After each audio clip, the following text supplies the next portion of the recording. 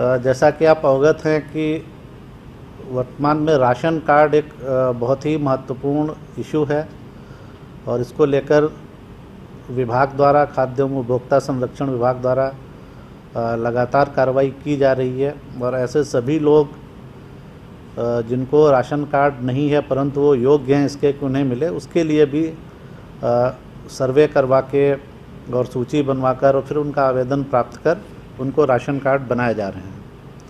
और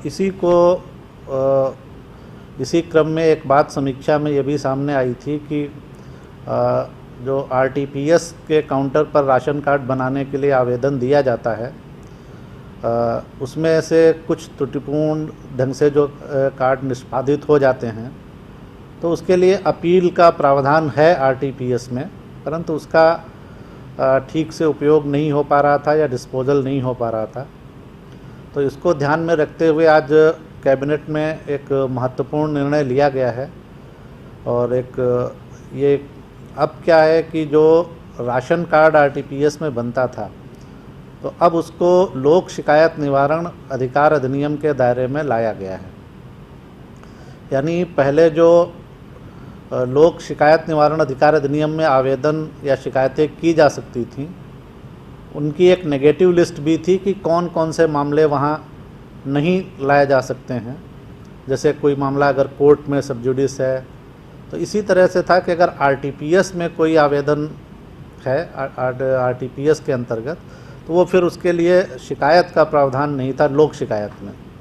लेकिन आज एक ये बड़ा निर्णय लिया गया है सरकार द्वारा, और अब आरटीपीएस की जो राशन कार्ड संबंधी सेवा है, इसको लोक शिकायत निवारण अधिकार अधिनियम के दायरे में ले आया गया है। यानी अगर अब जो सेवा प्राप्त करने वाले आवेदक संतुष्ट नहीं हैं, तो वो अब लोक शिकायत प्राधिकार के पास अपनी शिकायत दायर कर सकते हैं, और जो एक्ट के अनुसार समय सीमा निर्धारित है उसके अंतर्गत उसका डिस्पोजल होगा। तो हम लोगों की अपेक्षा है कि इससे राशन कार्ड की संबंधी अगर जो थोड़ी बहुत शिकायतें रहती हैं वो भी समाप्त हो पाएंगी। और वर्तमान में जो अभी स्थिति है राशन कार्ड जनरेशन की, अभी तक जो राशन कार्ड विहीन परिवार सुयोग्य परिवार थे, उनमें 23,28,552 नए राशन कार्ड जनरेट किए जा चुके हैं। और अभी तक अब वितरण में और तेज़ी आई है, और अभी तक 6,22,852 राशन कार्ड इनका वितरण भी पूरा कर लिया गया है। एम्प्लॉयमेंट जनरेशन लगातार इसका अनुश्रवण विभागों द्वारा किया जा रहा है, और अभी तक 4,78,000 से अधिक जो स्कीम्स ली गई हैं लॉकडाउन पीरियड के बाद से अब तक, उसके अंतर्गत अभी 9,36,00,000 से अधिक मानव दिवसों का भी सृजन हो चुका है। ये टेंटेटिव फिगर जो 13 डिपार्टमेंट से हम लोग लेके आपको बताते हैं।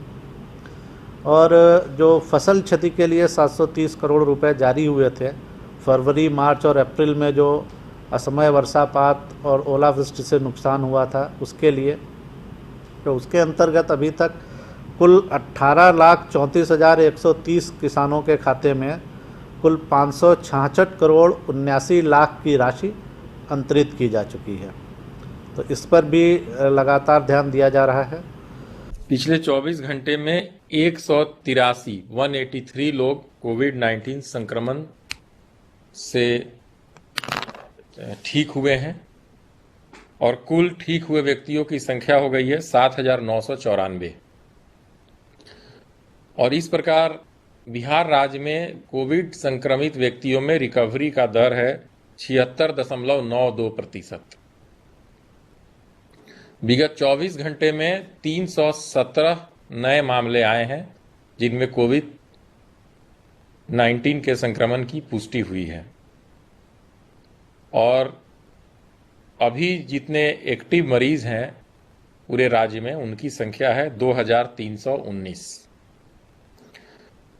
पिछले 24 घंटे में अर्थात कल हम लोगों ने 7,291 सैंपल की जांच की है, 7291, और कुल जांच अब तक हम लोगों ने 2,35,980 लोगों की जांच की है।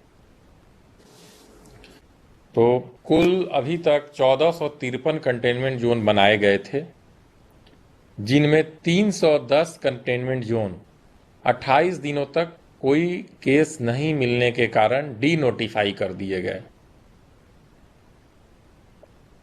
उसके फलस्वरूप आज की तिथि में 1143 कंटेनमेंट जोन एक्टिव हैं।